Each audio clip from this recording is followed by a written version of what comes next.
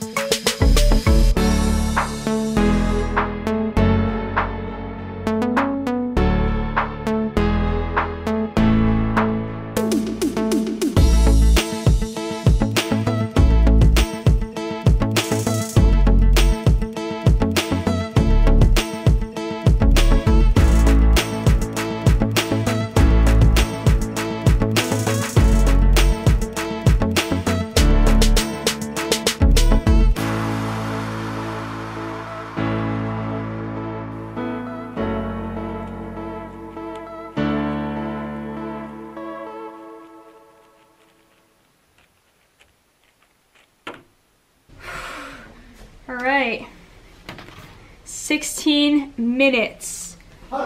Another cube conquered. All right, guys, so that is it. I hope you enjoyed the video, and I'll see you next time. Bye.